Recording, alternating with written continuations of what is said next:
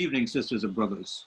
I'm Don Rojas, Director of Communications at the Institute of the Black World, 21st Century, and also the National African American Reparations Commission. And I'm pleased and honored to welcome you all to this special virtual event brought to you by the Commission. Sister Nkechi Taifa, Esquire, convener of the Justice Roundtable and a member of the Commission, and I will be the co-moderators of this evening's program.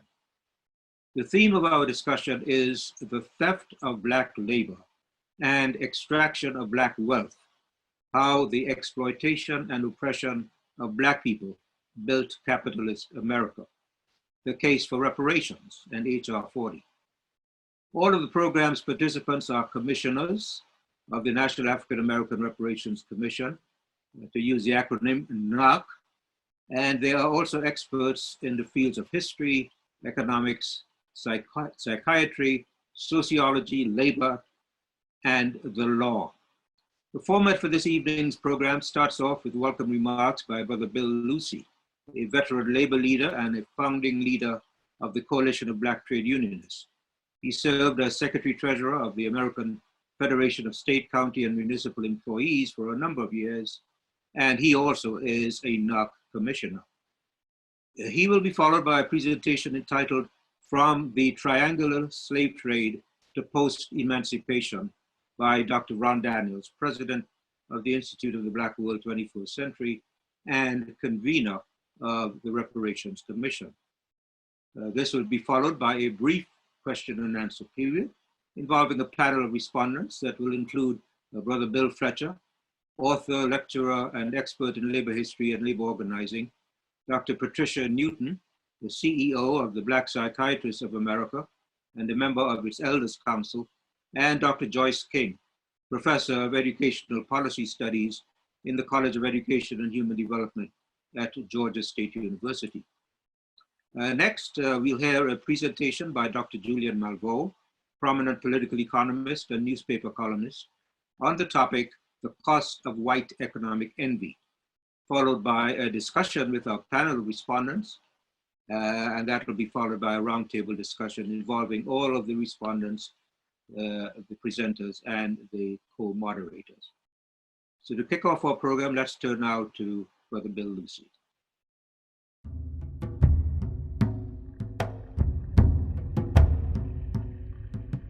Good evening, brothers and sisters. My name is William Lucy. I'm the former International Secretary Treasurer for the American Federation of State, County, and Municipal Employees, and a co-founder of the Coalition of Black Trade Unions. I'm delighted to be asked to welcome you this afternoon and offer a few remarks on the occasion of the National Reparations Commission's first Black Labor Day forum. A forum centered on the theme, the theft of Black labor and the extraction of Black wealth, reviewing how the exploitation of Black labor helped to build our capitalist economic system, and further to share some ideas about how we continue to build the positive case for reparations through the passage of House Resolution number 40. First, let me say how honored I was to serve as a charter member of the National African American Reparations Commission, joining the longtime friends and allies such as Dr. Ron Daniels, Dr. Ivor Carruthers, Dr. Julianne Malveaux. I commend the Commission for seizing this critical moment in the history of the nation to focus on Black labor, and particularly on Labor Day. In this unprecedented moment, millions of people are marching and protesting against the unfairness and blatant inequities of our system, from police violence against Black people, health disparities on a massive scale, and an absence of basic justice. People are declaring that Black lives matter.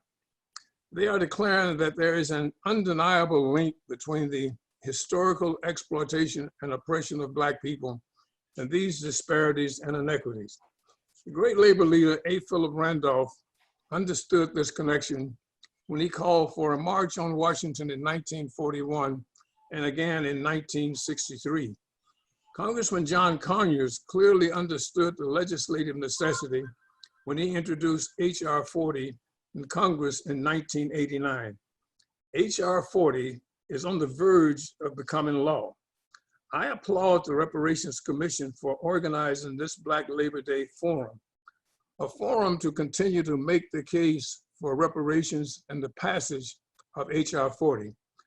I hope this forum and others like it mark the beginning of a renewed focus on how the exploitation of Black labor built the economic systems of this country. And as a piece of irony, there's a hidden message now from this pandemic. It is that we are now essential to the survival of our current economic system. We are the essential workers. We are the workers in the public sector, retail workers, healthcare workers, transportation, food service, agricultural workers, cooks, waitresses, sanitation employees, daycare, childcare. We are the underpinning of this system now, and we really hold its future almost in our hands. I hope the brothers and sisters, we participate fully in the forum, learn from the informative presentations, and contribute to developing a plan to really make reparations a meaningful process for all of us.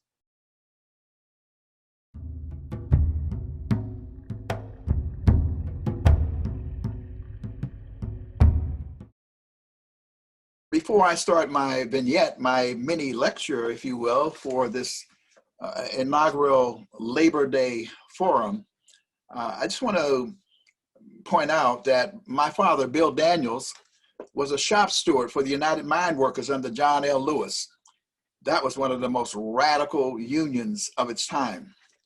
And then we moved out of the coal fields of Beckley, West Virginia into Youngstown, a steel town, where he was always a part of the union. So I come from a union background. And so that's important for me to also say. I also want to say today that I'm giving a shout out to one of our local unions here in the city of New York, a Social Service Union, number 371 in New York, legendary union, where Anthony Wells is the president. So I got that shirt on today. So I'm doing my labor piece today, but I also have my Alpha hat on, because you'll understand in a minute why I have that on.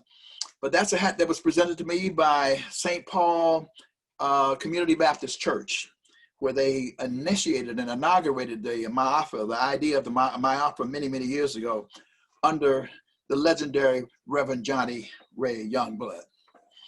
Well, our topic today is we're talking about the whole question of the case for reparations, Black labor, and the question, the exploitation of Black labor, and the extraction of Black wealth, and the case for H.R. 40, as well as for reparations. The place that we have to begin is with the Ma'afa. That is with the transatlantic slave trade, the extraction, the ripping off of our people, the rape and ripping off of the continent, as documented best, I think, by Walter Rodney and his classic work, How Europe Underdeveloped Africa. When you look at this, in fact, this incredible incursion into Africa, what you see is beyond the shocks and all of the terror that was inflicted in it is the extraction, the theft of Black wealth. In that regard, you see a triangular trade developing, which goes to Africa with slaves and then picks up various materials, food products, but also sugar and molasses, and then it goes back to England, and then it starts all over again with finished products coming down to the African coast with trinkets and really finished products, things to, and whiskey, frankly, to sort of bribe the African tribes to participate or otherwise be themselves jammed up quite brutally in this process. That triangular trade is very important to remember, because that triangular trade with ships packed with our ancestors like cargo, because that's what it was. They were like property. Those ships, you know, helped to build, that trade helped to build the British Empire. It helped to build France and the Netherlands and many countries in Europe. So we look at Barclays Bank, for example. Barclays Bank, its resources come directly from the slave trade. Lloyd's of London, which was recently called out by the rapper T.I. because they were enriched by this traffic. And then you have seaport towns, whole towns that explode and develop, like Bristol and Liverpool and Nantes. The point is also, you did not have to be involved in the slave trade directly to benefit from it. All whites at one level or another participated in, or not, or at least benefited from this extraction and theft of Black labor, because there were ancillary industries like the textile industry that exploded in Europe. It is also important to note, when we're talking about the transatlantic slave trade and the triangular trade, that the American Revolution in part was fought because of the slave trade by way of that triangular trade that we just talked about.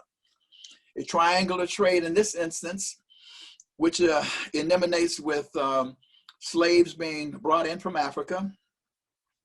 Of course, they were then offloaded in the Caribbean. In the Caribbean, the byproduct of sugar production, molasses, was then taken up to New England. That's right, to New England, where it was converted into rum. And then some materials were brought from New England then to the West Coast to start that triangular trade over and over and over again.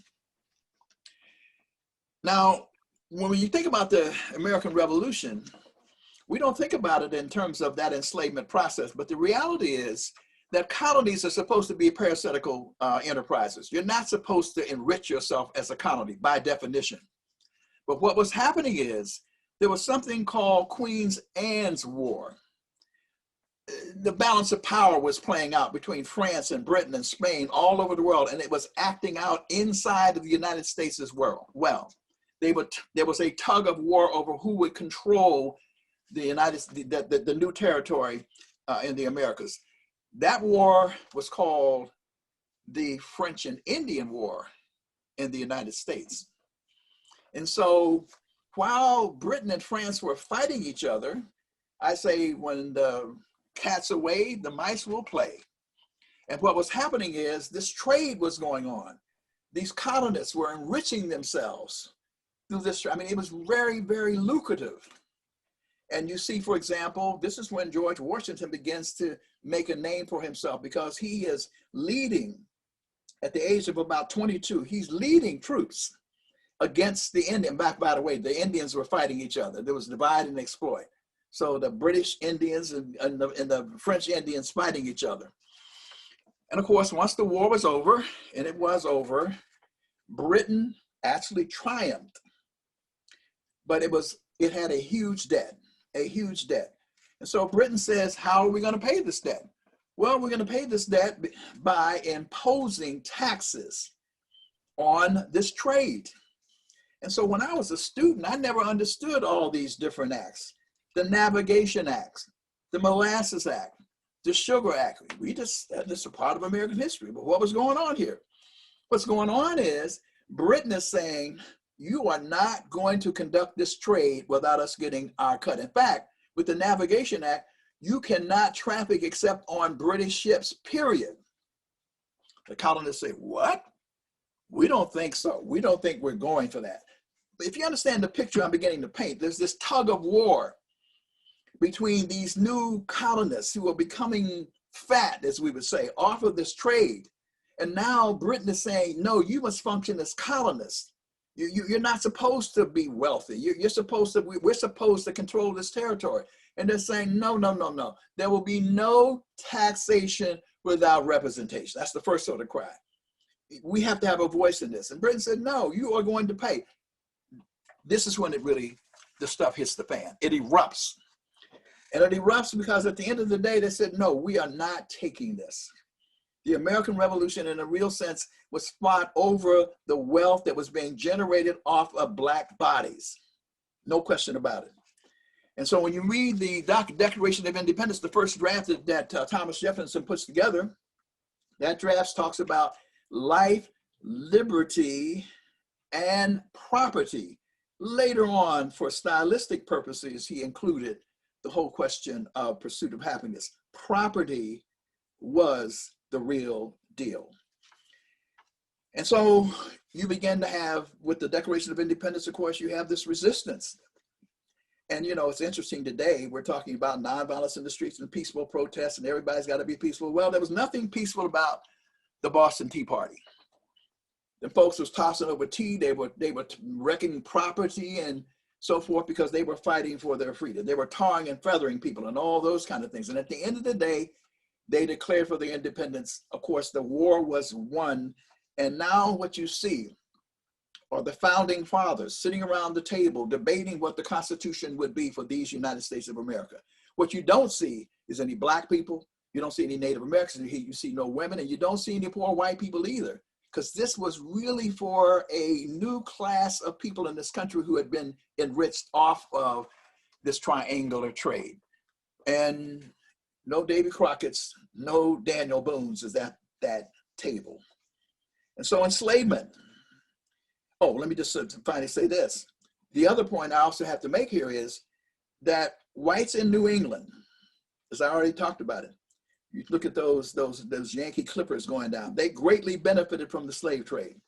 Katrina Brown, who happens to be white, has done a documentary called Traces of the Trade, looking at how her family was enriched by this effort. The textile industry exploded because of the triangular trade. The timber industry, and yes, the whiskey distilling industry as well. That's where the Kennedys get their fortunes from. It comes, if you trace it back, it originates from the triangular trade. Well, we know that the plantation system was established in the South, and it was established to generate wealth from cash crops like cotton, sugar, rice, and tobacco indeed. But northern factories and wholesalers also benefited from the lower cost of these commodities because of enslaved labor.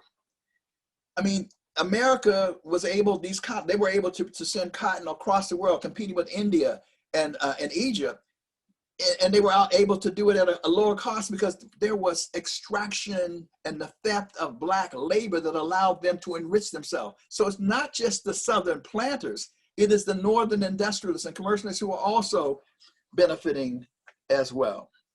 Again, Northern factories and wholesalers. The plantation life was, of course, very, very difficult. The opening of the West, however, and slave revolts and widespread runaways by enslaved Africans weakened the plantation system even before the Civil War. The point here is the Civil War was really about the future of what the economy of this country would be. Would the West be the breadbasket for the industrial and commercial East, or would it be slave occupied with the plantation system extending itself into the West? That's what the real battle was about.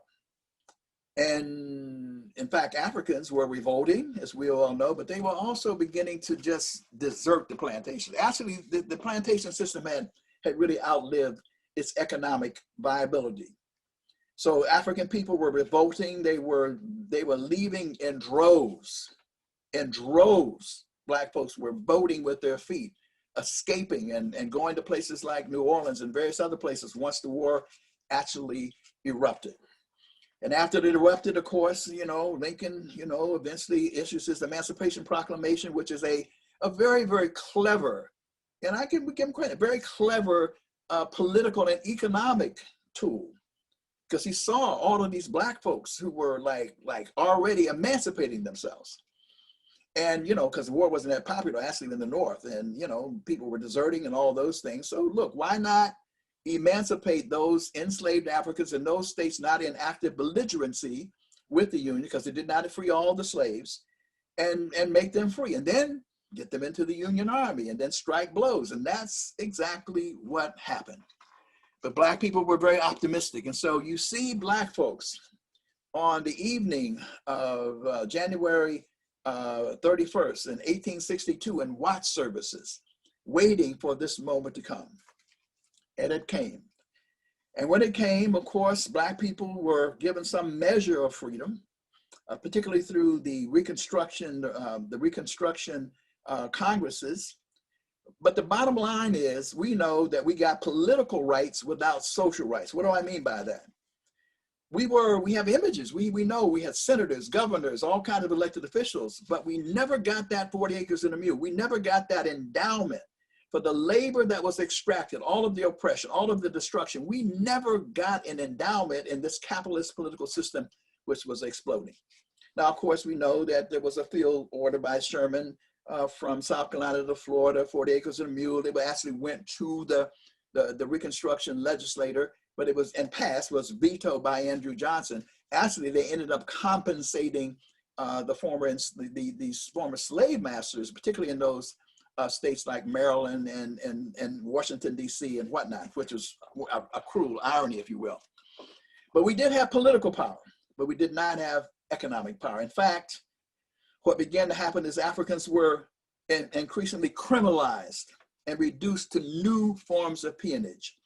So now you begin to see Africans on the chain gangs or convict lease system, where now our bodies are, labor is being extracted through another form of lending us out, and then working in the private sector for free in order to enrich private entrepreneurs and business, and then sharecropping.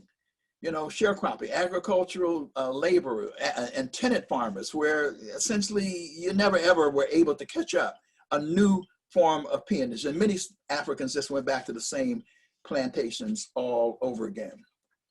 Blacks were also confined to the South, where while Harold Barron in this book his little pamphlet called The Demand for Black Labor points out that literally millions of Europeans were brought in from across the pond, as we would say today, to take jobs, low-wage jobs. They were exploited too, but it was still a wage in factories, foundries, and mines in the North. So the North continued to benefit from the suppression of Black labor in the South. We were held down. We didn't get those wage jobs.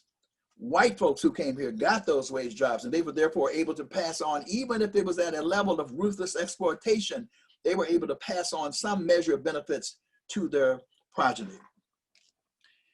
Now, the political power that we exercise was wiped out in the betrayal of 1876 and 1877.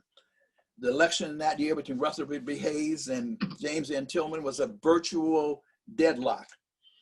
A deal was cut in which the Republicans agreed that they would keep the Democrats agreed the Republicans could stay in power if they would simply withdraw all federal troops to the South and leave the question of the Negro to a new power structure in the South. That was a brutal betrayal, because now the question of our vote was in question, and also being subjected to new levels of violence. But here's the thing that people don't often know. For a period of time, the system of Jim Crow that we came to know was not immediately imposed, because this new power leader in the South really said it openly. They preferred, quote, the better class of Negroes to white trash, making it clear that, it was, for them, it was about economic power. But here's what happened. Black farmers and Black workers combined with white workers and Black farmers in something called the populist movement. By the way, the Black Farmer Alliances were the largest organized group of folks other than the UNIA. It needs a lot more study, because Black folks organized themselves into worker cooperatives and worker alliances. They joined with the populists. They had similar economic goals. They challenged the existing system of power in the South, and they almost succeeded, but they didn't. And the white power structure, the new white power structure, said, we ain't never letting that happen again. So what they did was construct a system of psychological and material benefits under what became known as Jim Crow, to make sure that never again would Blacks and whites unite to fight a power structure like that again. And it went something like this. The psychological benefits, we'll have separate bathrooms and separate water fountains and separate conveyances. But in order to make sure that their white kith and kin, who were poor as church mice, as our people would say, would buy into this madness, they created what I call essentially an affirmative action program for poor white folks. And what it said was something like this. We will always have some jobs set aside for you, our kith and kin, our white brothers and sisters, and well, mostly brothers, they let women work. We'll have some jobs just for you. And if you ever have to work the same job with them jungle bunnies and darkies, we'll make sure that you are paid more than them. So that psychological and material benefits created what I call a system, an affirmative action program for white folks. That was Jim Crow. And that was devastating, Jim Crow, because now not only do we not have political power, there was an effort to sap us of our economic power.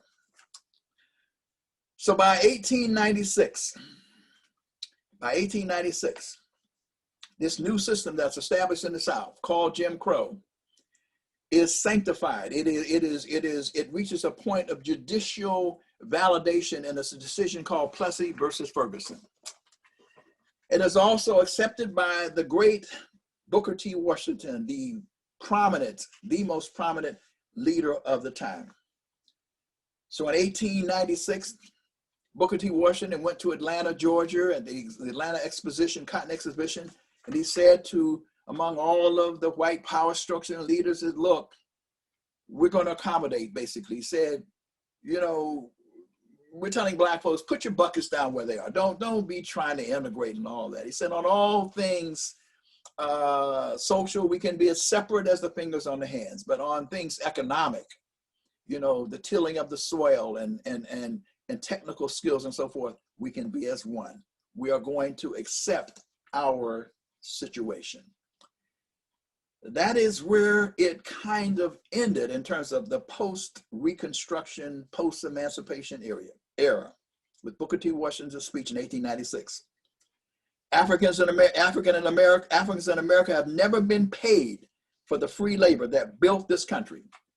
Reparations are past due for full repair and full restoration and full healing of our communities. That's why we can no longer wait. Passing HR 40 is the order of the day. It's the order of the day, and we need to proceed with it. Don?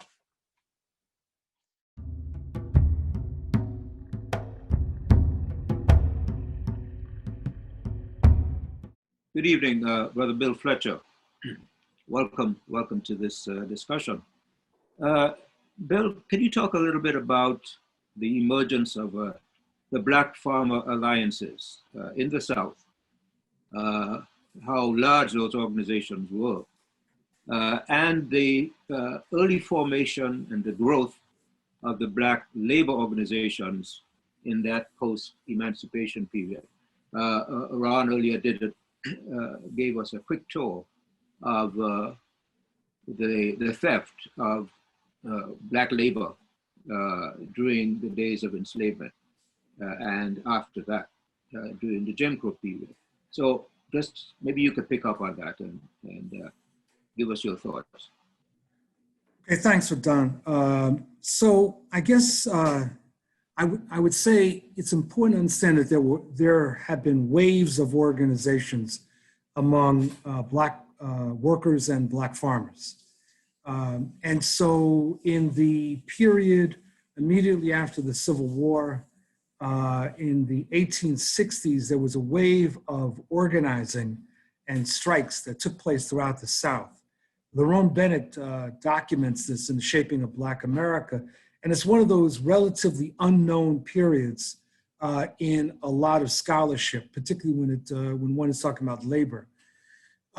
There was, around the same time, there was a formation of the Colored National Labor Union, or sometimes it's called the National Colored Labor Union, which was a federation of organizations that was unique in that they did not exclude any workers. And although they were predominantly African-American, they also did not exclude Chinese, which I think is noteworthy when you remember in the 1860s, 1870s, 1880s, there was an incredible anti-Chinese sentiment, particularly on the West Coast. And the Colored National Labor Union didn't buy into that. There was also the Knights of Labor, which was not so good on the question of Chinese labor, but was in fact organizing Black workers. And so this was like one wave in the 19th century. Now, among Black farmers, there was a whole fight around land that, immediately after the Civil War, and the whole question of 40 acres and a mule.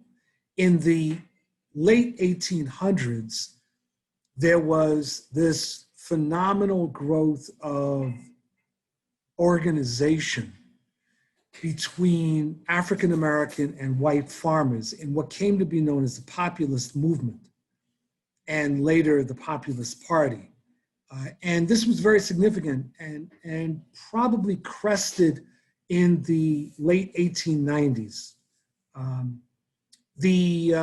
of the challenges there, which has been a critical image for much of Black America, is that despite this unity, there was no clear unity on the developing Jim Crow segregation, the disenfranchisement, and other forms of explicit racist and national oppression. And the populist movement shattered on this question of race. And some of the white leaders, although they had begun as what we would probably call relatively progressive, degenerated into slime, white supremacist slime, and became major leaders of Jim Crow. The organization of farmers in the 20th century also included the formation of organizing among sharecroppers and tenant farmers. And in the South, there was the Sharecroppers Union, which was organized largely at the impetus of the Communist Party and was very much based among African Americans. And then there was the Southern Tenant Farmers Union that was more mixed and was organized largely by the Socialist Party. One of the things that, in the interest of time, I just want to say about Black labor organizing is that it's really important for viewers and listeners to this to understand and get that that the trade union movement in the United States started off as a white movement in the 1830s and 1840s. And although it included men and women, it was white and openly excluded people of African descent and other racialized populations. One of the problems that's happened in labor history is that there's this assumption that labor history and the labor movement is built around the white worker.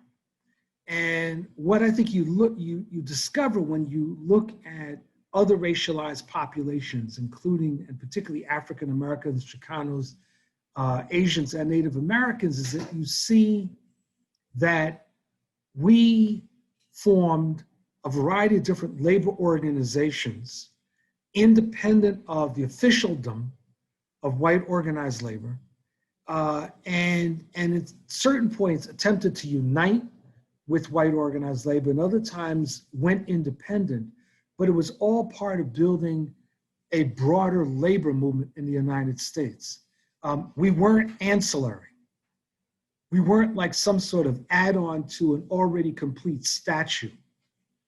We were part of actually creating a labor movement. And there's just many examples. The National Alliance of Postal and Federal Employees, which dates back to the first decade of the 20th century. Independent Black Labor Organization. Among Asians, the very famous Japanese-Mexican Labor Association, which when it applied to the American Federation of Labor for entrance, Samuel Gompers wrote in response to the Mexican laborers that they would accept them in if they dumped the Japanese. And the Japanese and Mexican labor leaders of that association wrote back an eloquent response that really should hang over the entrance of the AFL-CIO, that basically told Gompers to go to hell. And so you have this labor movement. It's really important for us to understand that we were part of building a larger labor movement. We weren't just guests to something that someone else created.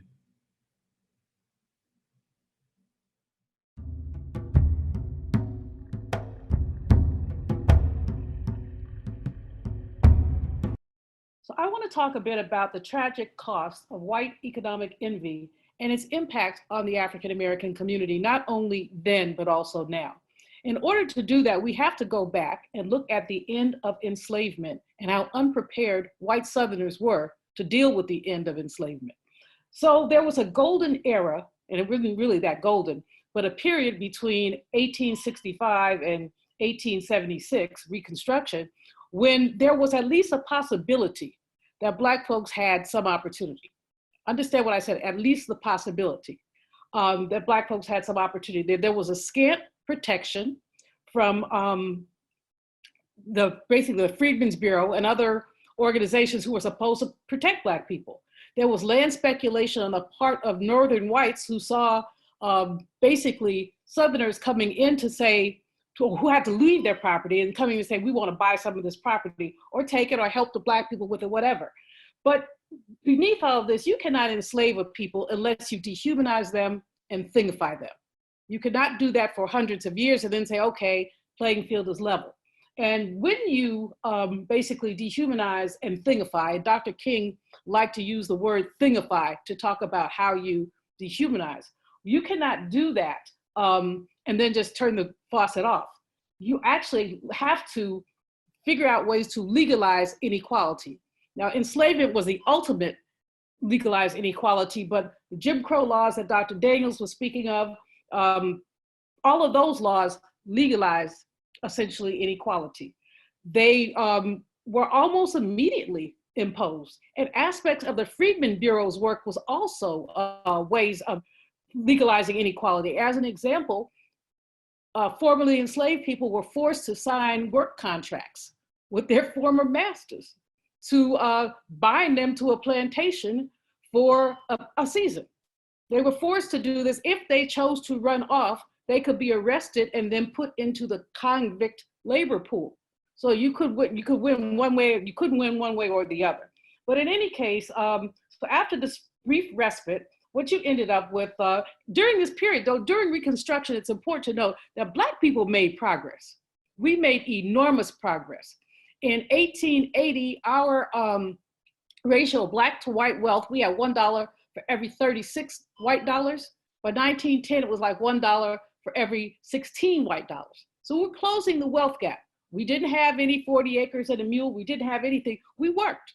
Those of us who were educated, and many had been to historically Black colleges, they had attended Oberlin or something. Many Black people who were Northern came back home. White folks that they called carpetbaggers because they carried all their stuff in carpet bags came to work.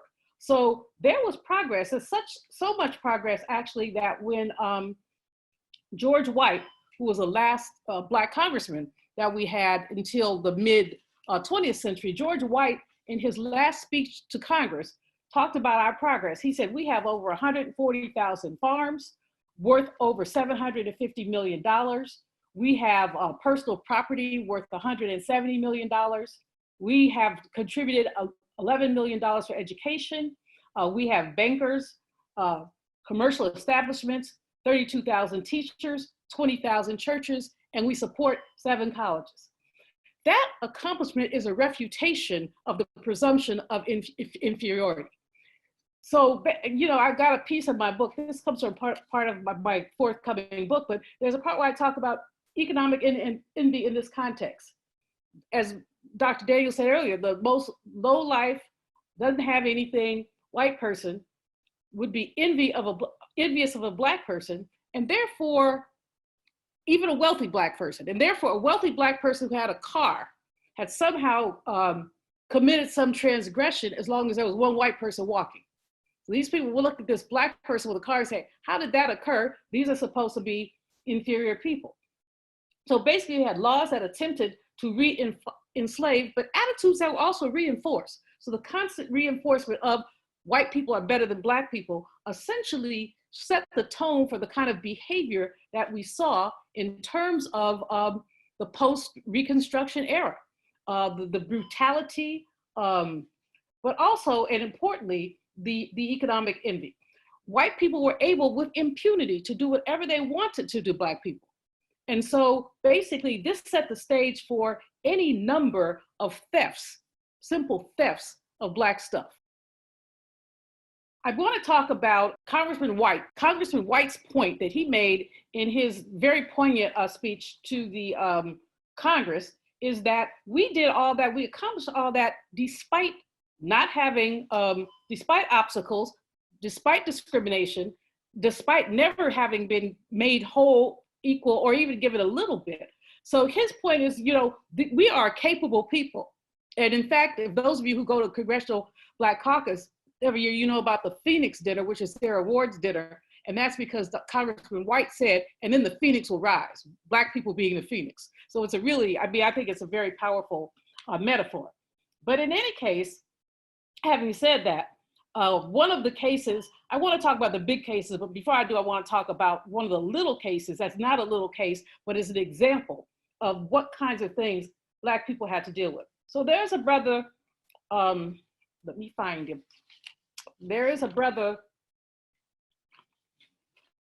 okay, y'all gonna have to edit that out too. Here he is, Anthony P. Crawford in Abbeville, South Carolina. This is not one of the better known cases. We know about Tulsa, which I'll talk about, Memphis, Wilmington, but this case is fascinating because of its outcome and its impact on Black wealth accumulation. So Anthony Crawford had accumulated some 450 acres of land in Abbeville, South Carolina. White people described him as, quote, rich for a Negro and insolent along with it. Insolent along with it. So now we've set it up. Mr. Crawford was taking some mules and some cotton into town to sell, which he frequently did. He got into a dispute with a white man about how much he should be paid for his cotton seed. They had a penny's difference, a few pennies difference in what he should be paid. And so he basically told the man, look, I have a better buyer, I'm gonna move on. The man called him a liar, and it went down. The man's workers basically attacked him with axe handles, and then he was arrested for cursing at a white man. He was arrested for cursing at a white man, not for anything else. They beat him, and eventually they lynched him. Not eventually, like a day later, they lynched him because they said that, again, because they said he was insolent. So, but two of the ringleaders in the lynching were named by the courts executors of his estate. The land he had was worth $20,000 in 1916, or over $500,000, $500,000 today. The people who caused his death became the executors of his estate. His family was told, get out of town, y'all got to go. And there was never anything, nobody was ever punished, nothing was ever done. This is very typical. This is, you know, we know about the big cases, but this happened time and time and time again when a Black person did not back down. There's a case in Florida where two brothers owned orange groves. They had the nerve to want to vote. Because they went down and demanded their right to vote, one was run out of town, the other lynched, and the land, of course, appropriated by the town. So this happened from, land was a heavy motivator for so much of this violence. People would tell you, as a white woman got raped, they always told that lie. But the fact is that land was one of the primary motivators for all of this economic envy. How dare these Black people have land? The first lynching that Ida B. Wells investigated was a lynching of Tommy Moss and two of his friends. The story there is, again, this did not include a white woman, but Ida B. Wells documented that more than a third of all lynchings had nothing to do with white women, had to do with economics. But they throw a white woman in there just like throwing a match, you know, on some tinder. When you say white woman, Black man, everybody goes crazy. But in Memphis in 1892, there was a store owned by a white man named William Braggart. He was, no, his name was William Bennett. And when I wrote his name down, I wrote down William Braggart for some interesting reasons. It was Freudian slip. But anyway, he owned a store in an area of Memphis called the Curve. It was a nasty store that Black women didn't like to go to because white men were spitting. He had 10 citations for illegally selling alcohol. It was not a pleasant place to go. And he had a monopoly. When Tommy Moss, who was a very highly respected citizen of Memphis, he was a postmaster, about as good as you could get in 1892. Well, Ida B. Wells, this was the first lynching that she investigated. That, of course, became her, what she did, investigated lynchings, but this was the first one. And it was personal for her because Tommy Moss's daughter was her goddaughter.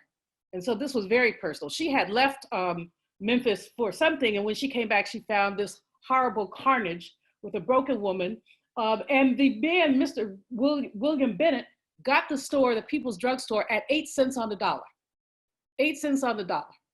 So again, I mean, the details here are too crazy. Two boys get into a fight over marbles, and 3 Black men end up dead over marbles. But again, this was the excuse. This was not what happened. This was the excuse. Fast forward to Wilmington, Delaware, Wilmington, North Carolina, forgive me. Fast forward to Wilmington, North Carolina, where Dr. D was talking earlier about how when white people and Black people did the same work, whites had to be paid more. When in Wilmington in 1898 or 1897, they were paid the same amount. This caused enormous resentment. How dare you pay Black people the same that you pay us white people? So on the shipyard and the docks, they were paid the same. In addition, there was a sizable Black middle class in Wilmington and a sizable Black business community. So this was an interesting, very, very interesting time in Wilmington. And whites were very envious. The radical Republicans, white people and Black people had gotten together to try to do some electoral work. And the Democrats, they called them red shirts at the time, resisted that. One night backstory a little bit. There is a white woman in here, not really, but there was a brother named Alex Manley who was mixed race, who owned a newspaper, and he constantly railed about the lies that white women told about Black men. So he wrote about it, he editorialized about it, and white newspapers all over the South reprinted his comments.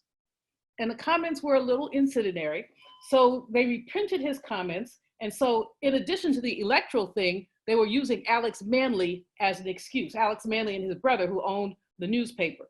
The night of the election, they arrested all the prominent Black men, all of them, about 60 Black men, gave them they kept them overnight, then gave them tickets out of town. They were forced to abandon all their property. They just, y'all out of here. So in some cases, their widows were able to, or widows, their wives, his family were able to hold on. In other cases, the sheriff had deputized 200 white men to check into property claims. And there's a guy who's doing work on this who finds that the handwriting on these property claims, they just took people's property. They simply took it. Part of the leading up to this is the terms they use to talk about Black presence in Wilmington. The Negroification of Wilmington is one of the terms that was being used in the newspapers. And so they basically incited white people to get involved in this removal, if you will, of Black people. In the area at the time after 1898, the number of Black-owned businesses went down by more than a third. Black property that people own went down. And essentially, Wilmington has frankly never recovered. There's a film, Wilmington on Fire, that I love that really does talk about this.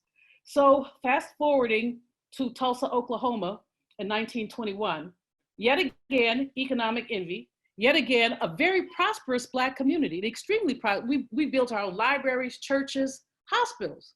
We had a doctors, we had clerks. I won't say it's a personal story for me because I did not experience it, but I had the privilege of knowing one of the last survivors of Tulsa. Her name was Dr. Olivia Hooker, and she was 6 when this all went down. And she remembers much of this vividly. She remembers, as an example, the National Guard coming in and asking her mom, "Why is my country pointing guns at me?" Thinking that she was that the United States would not do that. But in any case, the roots here in Tulsa. And I say the roost because Dr. Hooker indicates that the amount of Black wealth was so significant that whites often openly talked about how, there was one commission that talked about why did we have Tulsa? Answer, too many N-words have too much money. This was written in a report that was sent to the governor. Too many N's have too much money. But in any case, the ruse was that a Black guy, Dick Rowland, touched a white girl, Sarah Page. She was an elevator operator. The only place he could use the restroom in that area of Tulsa was at the top of a building. And so he had to get in the building. Now it's interesting footnote that his adopted mother and several other people seem to think the two of them may have had a relationship of some sort. Neither of them has ever been heard of again. Sarah Page would never press charges. It's a mystery. But in any case, a white man witnessed him touching her and ran and said, Dick Rowland has raped Sarah Page. One of the newspapers, and it's interesting from a media standpoint, one of the newspapers actually had a headline that said, "To lynch a Negro tonight." This was the headline in the newspaper. Other interesting footnote, Tulsa was like the Wild Wild West. I mean, it was literally like the Wild Wild West. And the year before Black Wall Street was destroyed, a white man, 19 years old, was lynched for robbing a cab driver and killing him. And one of the white newspapers, again, headline, "If we can lynch a white man, we can lynch a Negro." Putting the idea in people's minds. So we had a totally irresponsible media here. In any case, basically a white mob, there was an altercation when they tried to lynch Dick Rowland, and some World War I veterans were not having it. They went down to the jail with their guns armed, and there was some kind of a fracas. Nobody knows who shot first, but what we do know is that as soon as there was a shot, white folks went wild and went over to what they call Black Wall Street or Little Africa, and they basically destroyed it. In a course of 24 hours, over 1,000 homes and businesses were destroyed. Between 3,000 and 1,000 people were killed. Doctors came out of their houses with their heads up and were shot anyway. There was a massive looting. We'd like to share that with the people at the house that enslaved people built about what looting is. We've heard the word looting used in context. Well, this is looting, Mr. Trump. I digress, but can't help it. But in any case, literally looting. Dr. Hooker remembers them taking her mother's Caruso records when she was a little girl. So that's the thing she remembers, the Caruso records. But in any case, nobody was ever punished, but 56 prominent Black men were arrested and charged.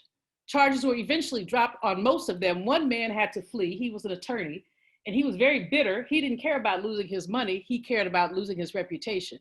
And years later, this, I believe he was pardoned, but many years later. How am I for time? I'm supposed to be timing myself, but I'm not paying attention. I think I have a couple minutes. Let me just briefly mention Rosewood.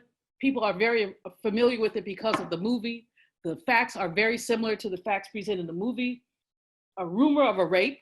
The white woman said she was raped by a Black man. It turns out later she was probably raped by her, or not raped, she probably had sex by her white lover and said rape to cover it up so that her husband would not know. In any case, a whole town was destroyed. Klan had 2 rallies there in Rosewood, Florida. And again, no one was ever held responsible, although the only positive step we have in the case of Rosewood is that some small reparation was provided by the state in 1994. This was the exception, not the rule. Nothing still has happened in Tulsa, although the people in Tulsa have been agitating and advocating for a long time to make sure something is made right. What we know about Tulsa is that we lost what would be $20 billion in today's dollars. That's what the total loss was. So we're again talking about Black wealth. There is a wonderful quote that Richard Wright offered that talks about the impact that these actions have on individual enthusiasm, accumulation, that you were frightened. You were simply frightened to do anything because you knew what could happen to you. If you had a car, people were lynched for having cars. If you had land, people were lynched for having land. If you were insolent. So there's so many cases here, but they were all connected to basically Black people having nothing and being subservient. And whenever we broke that mold, we basically we're at risk. One quick moment, the lynching of Mary Turner is important because we don't often talk about the lynchings of women. And what happened in this town, Valdosta, Georgia, is that a crazy white man, and he was known to be crazy, ill-tempered, would bail people out of jail and beat them. And one man had enough and he shot him. I mean, there are footnotes to that, but just say he had enough and he shot him. And winged his wife too. In a 2-week period in Valdosta, 14 people were lynched. They lynched somebody every day. Mary Turner was 19 years old and pregnant. She went down to City Hall and said, somebody's gonna pay for killing my husband. So they lynched her. They hung her by her ankles. They lit her on fire. And we must know that many lynchings were accompanied by fire. People were burned alive. And often that you see a body hanging, but understand people were being burned alive. Anyway, Mary Turner was burnt alive. And when she finally died, they slit her belly open and stomped her fetus. And this was supposed to be a lesson that you're not supposed to speak up at the courthouse.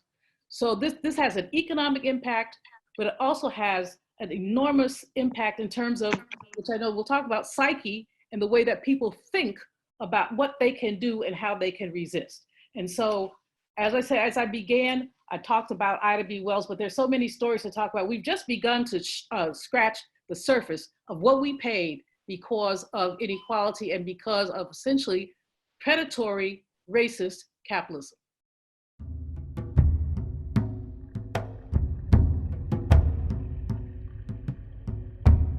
So we just heard a riveting mini lecture by Dr. Julianne Malveaux, and she touched on so many things, but one of the things she touched on was my heroine. We're talking about none other than Ida B. Wells Barnett. And so Dr. Joyce King, I have a question for you. I want to know if you can just comment briefly on the work of this pioneer, badass journalist, Ida B. Wells Barnett, in highlighting the spate of lynchings that occurred during the 19th and early 20th century. Thank you, Sister Nkechi. That what you just said really inspires me because Ida B. Wells Barnett is my heroine too. And I'm so pleased to be able to add a few comments to what Dr. Julianne Malveaux has said about her. Thinking about her bravery and courageousness in the climate that we just heard described. That's what we want to recognize. Not only was she an activist and a writer, but she first became prominent in the 1890s because she brought international attention to the lynching of African Americans. Having been born into enslavement in Mississippi, lost her parents at the age of 16. She had gotten some education at Rusk College, where her father had been on the board of trustees. She became a teacher in rural schools to look after her siblings. So her story is inspiring for many reasons. We know that she was a courageous anti-lynching campaigner, but she did all this in the context of taking care of family and being loyal to friends. Dr. Malveaux told us about her friend, Thomas Moore, who had started the People's Grocery Store. But her first response fighting back against Jim Crow happened in Memphis when she was riding a train coming from the rural schools back to Memphis, and she had bought a first-class ticket. She was refused the seat that she had previously been able to ride in as Jim Crow was getting established. So she fought back. She sued the railroad company. She won. locally, but when the case went to the Supreme Court in Tennessee, her case was lost, and that incensed her. She went on, as Dr. Malveaux told us, to really resist what had happened to her friend Thomas More and his two business partners when they were lynched because precisely of this economic envy that Dr. Malveaux talked about. So Ida B. Wells was a writer, a journalist. She published a pamphlet, Southern Horrors, which detailed her findings through her lectures and books, such as A Red Record, which she published in 1895. She countered the rape myth that was used by lynch mobs to justify the murder of African Americans. Through her research, she found that lynch victims had challenged white authority or had successfully competed with whites in business and politics. As a result of her outspokenness, the free speech office where she worked was destroyed, and the mob threatened to kill her. She had to flee Memphis, but she was determined to continue her work. She took her movement to England, where she established the British Anti-Lynching Society in 1894. She returned to the United States and settled in Chicago, where she married Ferdinand Barnett in 1895. She did many things. She contributed to the establishment of the National Association of Colored Women. She helped to launch the NAACP. But here's a personal reflection that has always impressed me. As a mother in Chicago, at a dinner table one evening with her children sitting near her, and she had one baby in her lap, she read the story of a young man in Chicago who had been jailed on some trumped up charges. And she sort of had a moment of, well, what can I do? I have my children here, and here is this another situation. And one of her children said to her, well, mother, if you won't go, who will? That has always touched me. And I just like to quote her. She said, I felt that one had better die fighting against injustice than to die like a dog or a rat in a trap. So while we have the trauma and while we have the terror, we also have these examples of African courage, particularly African women looking after our children and our communities. I'll stop there.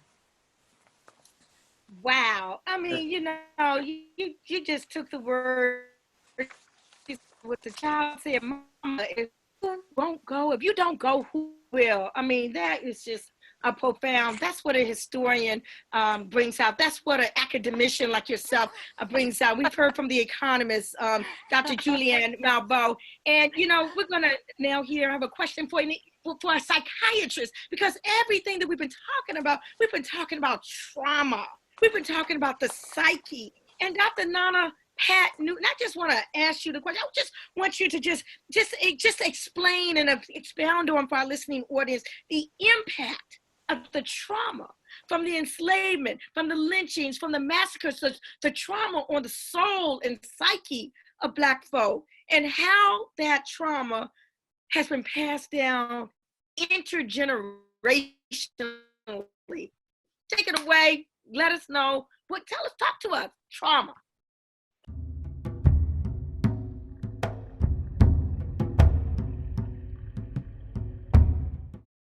Well, when we talk about trauma, we have to talk about it in the context of a historical reality.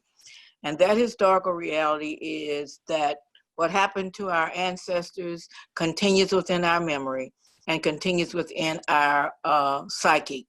We know that from data that we can see almost 7 generations forward of the impact that these traumatic experiences have had on the mind, the psychic, and the soma, and our spiritual well-being. So that when people witness or even are victimized by the trauma, it carries an imprint. They have immediate symptoms, which are called acute trauma, which, can be anxiety, depression, that kind of thing. But then over time, it has a tremendous and deleterious effect upon the mind and the body, because in our situation, we've never been without trauma. We have complex compound trauma that continues day in and day out. After Jim Crow, after the enslavement experience up to the present day, as we are witnessing with these murders in terms of police brutality in some of our young people who are being killed in the streets, who are themselves without any weapons or without any kind of defense. And so what we then see is this constant barrage of trauma that changes our hormones in our body. It causes an increase in cortisol, which is the old fight-flight hormone. It causes an increase in norepinephrine. And so what happens, it dysregulates the normal variations in our bodies. And so we end up seeing more hypertension, more diabetes, more stress-related issues, and an increase in inflammation. And then that inflammation can manifest itself in chronic illnesses, even as much as cancer, as much as some kind of schizophrenic type existences and these kinds of things. So the trauma never ends. And because it is epigenetic, means it's outside the necessary genome, then it is the impact that the environment continues to have on the expression of that gene that then gets transmitted from one generation to the next. And so it's like that time and this time really becomes the same time.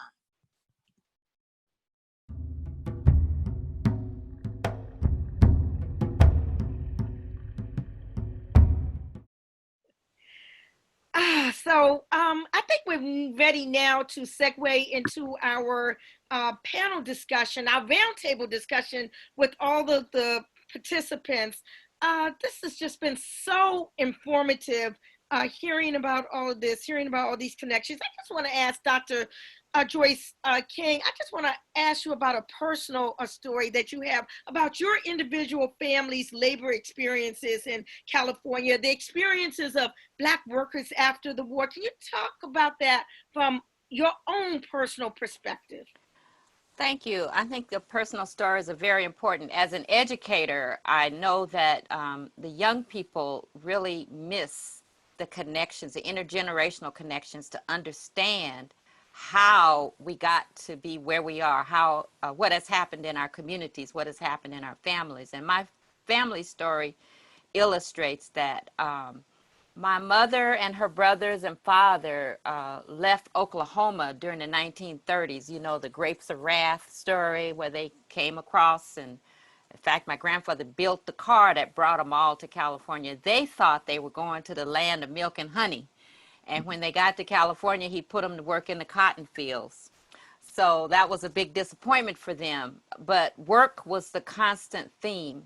So they came to California before that next great migration during World War II, when they began to recruit Black people from the South to come to work in the war industry. So my grandmother, I learned, actually worked in the shipyards as a Rosie the Riveter, welding ships, because she was small, she was short, and she could crawl around inside those ships. My mother also worked in an industrial defense plant. So they had that urban, industrial, wartime work experience. Jobs opened up for women because the men were all away fighting, including my uncles and my father. But what happened is, after the war, when the men came back, Black people lost those jobs. And Black people had been recruited from the South in such numbers that there was a huge housing shortage. So this tells us that the labor issues are not just about work, but it's about housing and health and well-being. So when people had to leave those jobs, those communities that had been built around this influx of Black workers, they then became the ghettos for the next generation. Hunters Point in San Francisco would be a good example, where there was a shipyard. Black people brought in to work in the shipyards, but then when the jobs left, they're left with no jobs and dilapidated housing. And in fact, today, Hunters Point is known as San Francisco's radioactive basement. So you have now environmental racism and pollution, drugs, violence, and all of that. My family chose to leave the Bay Area and went back to Central California. My grandmother went to work in the fields. I worked in the fields alongside of her. My mother became a domestic worker. Those were the jobs that were available to Black women, even after they had had this industrial experience. So I would say that and my uncles became longshoremen. So even though my family had not been in California working on the shipyards, I mean, as longshoremen in the 1930s, I think they might have benefited from that union opening up to Black people that allowed them to get those jobs. And as a result, the men in my family have been union men, and I grew up with a union tradition. I'll stop there. Yeah, so you've really shown us how the labor issues are all totally and completely interconnected. I think we have another personal narrative. Dr. Pat Newton, I've heard you speak before about you having a harrowing, and I would say at some point, sometimes humorous, a story about yourself, you growing up in Jim Crow, Oklahoma. Would you mind just sharing that with us to give us a little bit more insight into these issues? Well, it was really Arkansas, which might be the same rather than Oklahoma. It's okay. They all were the same. But my family believed both in the labor movement, but also in entrepreneurship. And so one of the issues is that I had a grandmother who definitely believed in land ownership. That comes from that intersection between African Americans and Native Americans. So that land became a very critical and important piece. And she could read and write and had gone what would be the equivalent of a junior college through a church school. So she would read the county paper that came out once every month to see who was delinquent on their taxes. And she would then make arrangements to pay those taxes in what we call then, maybe still now, quit claim deeds. And as a result of that, there were lots of people who were not Black who didn't read or write in the area in the South, and they didn't realize their taxes were delinquent. And so she would go in and pay up taxes for 5 years going forward. And as a result of that, we were given land at our 12th birthday. That was what we got. We didn't always, as children, appreciate it. But one of the things that occurred is in the process of acquiring that land, the city limits of this little town only extended on the side of the road where my family lived, but not on the other side of land that she owned. And so she wanted the city limits to be extended so that she could have water and electricity going out to that property that she wanted to sell for young people who were now getting high school educations and wanting to build homes. So they started to create a highway, and they were going through the Black community asking, giving pittance money to Black people to sell part of their land for the for a shoulders and right of way for that highway. And my grandmother, being very bright, although they thought she was an ignorant Black woman, saying, "Oh no, you boys just go on and build this highway. Just go ahead and build it. We don't block progress." So once they got it built, it became a shortcut for farmers bringing in cotton and soybeans into the gin to be, processed. And so one day she said, "Okay, they won't extend the city limits. I'm gonna see what I can do." So she put a barbed wire fence across that portion of the road that was her property. And it was a pretty substantial portion, which would be like the equivalent of 3 blocks. So there was like a 3-block piece that she blocked off. And as children, our job was after school to sit out in the middle of the road with a gun to shoot anybody that tried to cross the barbed wire fence. So it became my time. I'd never used a gun, didn't know what a shotgun even felt like. But grandma would sit on the porch, peeling peaches for brandy with a Colt 45 in her, Colt 45 gun in her apron. And we would be sitting out there. So there came a time that it was my turn. And this white man came with a tractor and he saw the road barbed wired, and he said, little N gal, you need to get out of the middle of the road. I've got to take my stuff to the gin. And I said, I remember it vividly, my grandma said, you can't come across this barbed wire. And he said, I'm telling you to move your you know what. And I said, no, my grandma said, you can't come across this barbed wire. I think I'm all of 12 now. And so he said, well, I'm going to run over you. So he goes back to start his tractor to come forward. And grandma sitting on the porch, she said, gal, what you gonna do? What you gonna do? Mind you, I'm having a pump gun, a rifle in a pump gun, shotgun in my hand that I had never used in my life. So as the man started his truck, she said, kill that you know what. And so that meant for me to pick the gun up and to start trying to shoot it. So all I remember was the gun kicking back, knocking me out.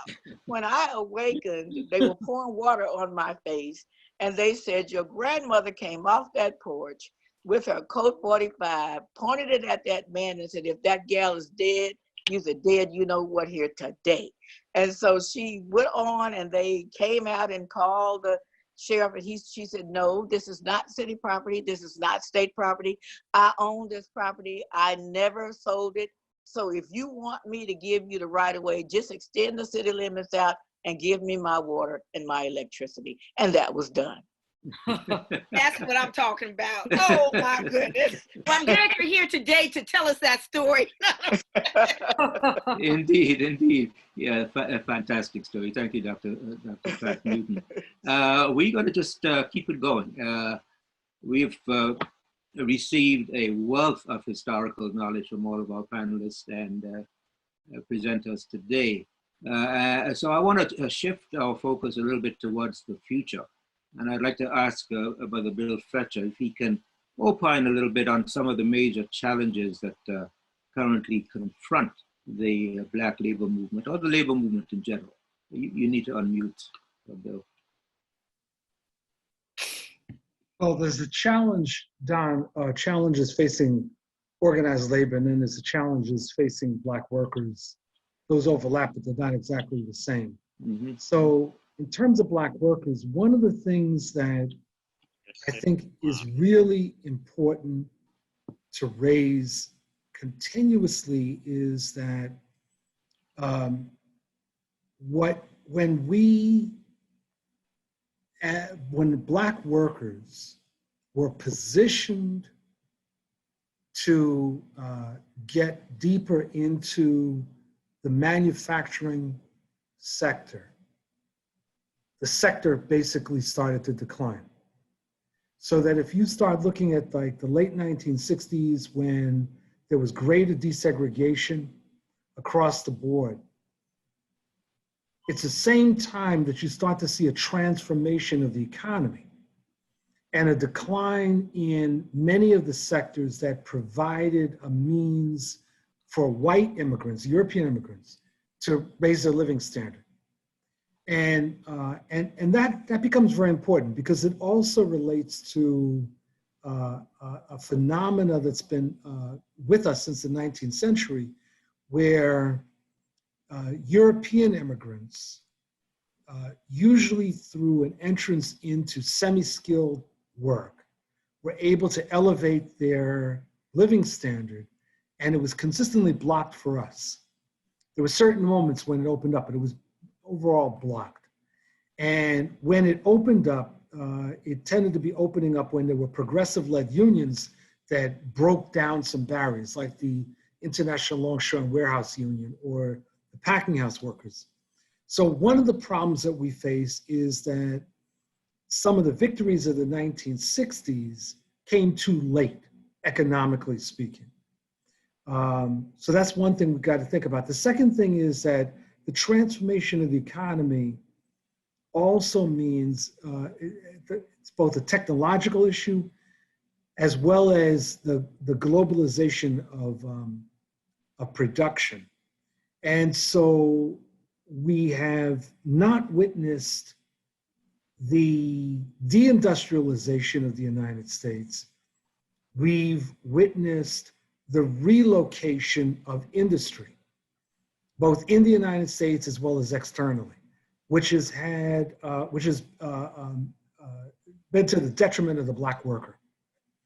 And this has not been something that most leaders in organized labor have taken up. So that's part of what I would say we're up against, in addition to some other more general factors. Organized labor itself it has been declining, and it's been declining largely not in absolute numbers, but as a percentage of the overall workforce. And that has been as a result of a combination of factors, including a failure on the part of organized labor to engage in strategic organizing, that is organizing new sectors, issues of racism and sexism in terms of both the way the movement is operated, but also organizing strategy, and the antipathy that U.S. capital has towards any level of organization of workers. That we have in the United States the most violent history of labor capital relations of any industrial capitalist country, and that's because of the repression that is brought upon workers by capital. And so it's very difficult to organize. And the strategies that organized labor has pursued, by and large, have not been sufficient to speak to what we're dealing with. In addition to a leadership that began to emerge in the late 1940s, early 1950s, that bowed to anti-communism and basically believed that peace in our time had arrived with capital. Now, what can be done? There's a lot that can be done. One of the things that I have been arguing for years is that organized labor needs to engage in a massive Southern public sector unionizing effort. And that organizing public sector workers in the South, both targets, among other things, African-American workers. It's an effort that can only be successful if it's combined with organizing community-based groups. And also in most Southern states, there's Black legislative caucuses, which tend to be more progressive than the state legislatures as a whole, and are frequently looking for allies. And there's an alliance that is waiting to happen right there. So one thing that we got to do is that. Second thing is significant organizing among the unemployed.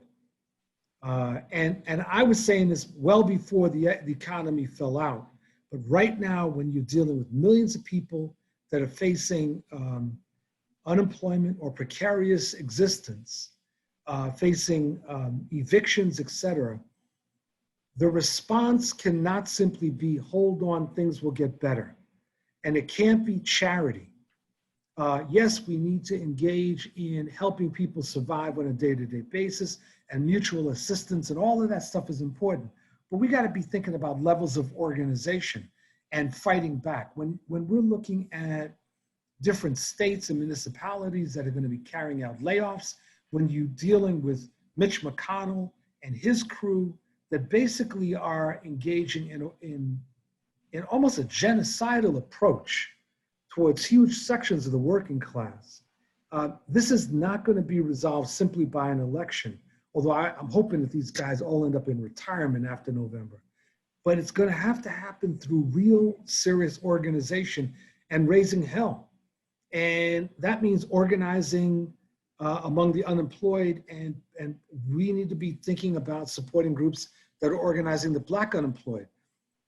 And there's a whole lot of other things I could say, but let me just end with this. As a general rule, as someone who studied the 20th century and fascism, I'm not saying that we're on the verge of fascism. It's much more complicated than that. But what I would say is this. There's two sectors of the economy you never want to leave unorganized: veterans and the unemployed. Because when you leave those sectors unorganized, the right wing moves right in and successfully organizes them. You saw that in Italy, you saw that in Germany, you saw that in attempts in the United States and other places. And even though this discussion tonight is mainly about Black workers, I think we've got to be thinking about how we take the lead in beating back and in fact destroying the right. And part of that means that we got to be organizing the unemployed, organizing veterans to kick the ass of the other side. Indeed. Thank you, Brother Bill Fletcher. Profound. Let me just ask Sister Nkechi to keep us going here. Yeah, thank you so very much for that, Bill Fletcher. And at some point, I would like to hear your analysis on the quote unquote encroaching fascism. But I want to just say that the reparations movement is growing by leaps and bounds. It is an issue whose time has come. And I just want to turn to Dr. Julianne Malveaux right now for just a moment. Dr. Malveaux, looking towards the future, just how do you assess the intersection of the growing reparations movement with the Black labor movement in this year, 2020 and beyond? The question about the intersection or the commonalities between the reparations movement, the rapidly growing reparations movement, and the labor movement, Black labor movement, we're talking about economic justice here. And this is a good time to make a distinction between what reparations is and what good public policy is, because often people confuse them. People will say, well, I'm going to donate to a housing fund and that's reparations. No, it isn't. That's good public policy. So basically, we have to, Dr. King once talked about basically dismantling capitalism. And that's basically what both movements need to be doing, because both of them really are the manifestations of the failures of capitalism.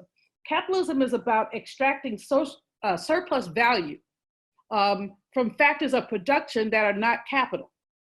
And with reparations and with the Black labor movement, that has been Black labor, whether it's Black enslaved labor, contract labor, or contemporary labor, where they so weakened with poor legislation, with the basically the weakening of the National Labor Relations Board, and with a number of other things. These have all been opportunities to extract surplus value. That's how you end up with people making less than $15 an hour, and even with at 15, not being able to basically survive, especially if they have children. So both movements are looking at the flaws of capitalism, and frankly, in the long run, or maybe in the short run, if we're lucky, toppling capitalism.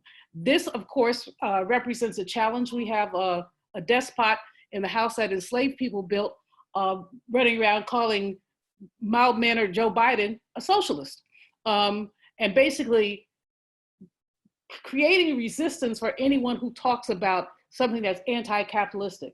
But what we have to know about capitalism is that by its very nature, it's exploitive.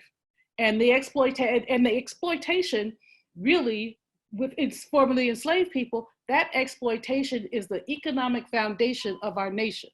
And we can't forget that. We truly cannot let that go, let that pass, because that is the reason that reparations are necessary. People don't want to talk about that reality, but that is the reality. Our extracted labor is what made this country a success, and it is the justification for reparations. At the same time, our brothers in the labor movement, the Black labor movement, certainly have experienced some of the same kind of exploitation. So good public policy would be labor-friendly policy, would be policy that allowed people to organize under better conditions. But again, I always want to make the separation between within economic justice, between reparations and good public policy.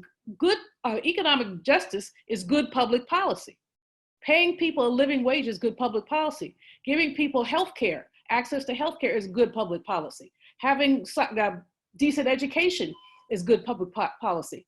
And at the same time, with NAARC, National African American Reparations Commission, we've talked about a 10-point plan that really talks about not good public policy, but 10 ways to do reparations. And so they're connected, but they're not the same thing. And we always have to remember that, because there are politicians who are very anxious to say, oh, we gave you reparations. And then it's like, well, what was that?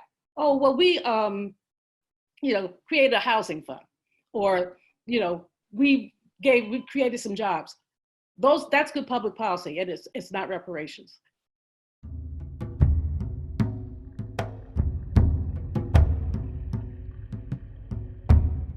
So this is Nkechi Taifa back at you. I appreciate the role that my co-moderator has had. And I just want to say that we've had a really robust program this evening with Dr. Bill Lucy. We had many lectures with Dr.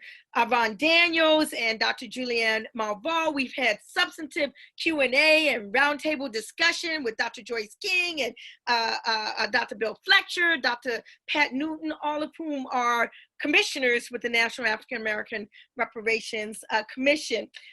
We've talked about issues dealing with the unique nature of chattel slavery as involved in the U.S. and in the Americas. We talked about African bodies being used as commodities. We've talked about issues from Ida B. Wells to Rosewood to Tulsa to Wilmington, North Carolina. We've talked about the subterfuge of excuses for lynching, which really amounts to the economic ascendancy of Black people. We've talked about the rise of the labor movement and the impact of all of that on what is happening right now, today.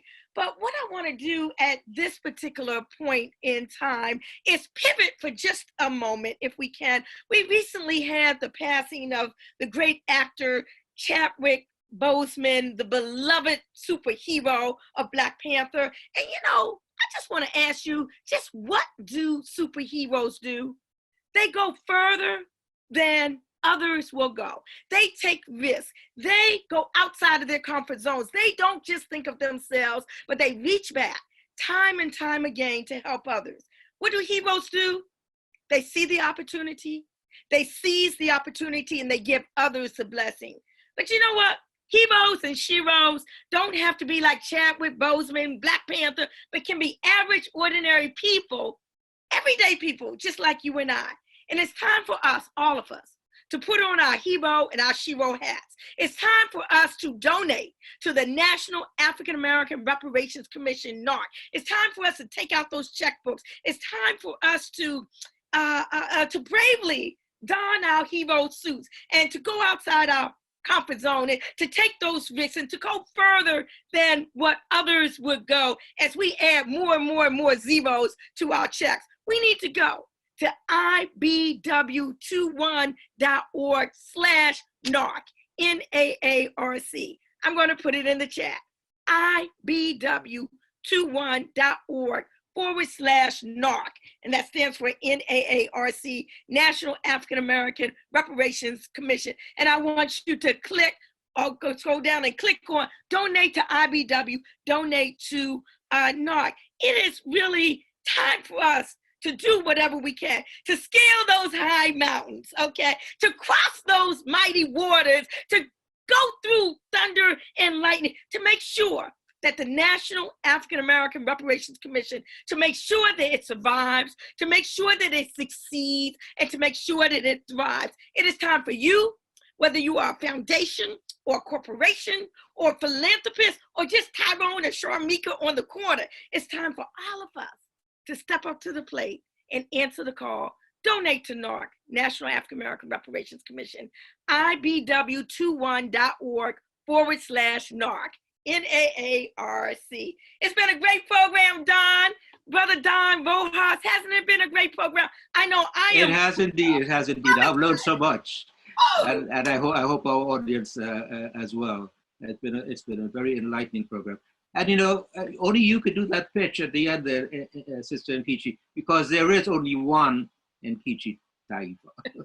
Really. It's all good, but we all heroes, and we all need to go on and click that donate button to make sure that NAARC and the reparations movement survives. Well, you are certainly one of our heroes, Sister. Thank you so much. Bye-bye.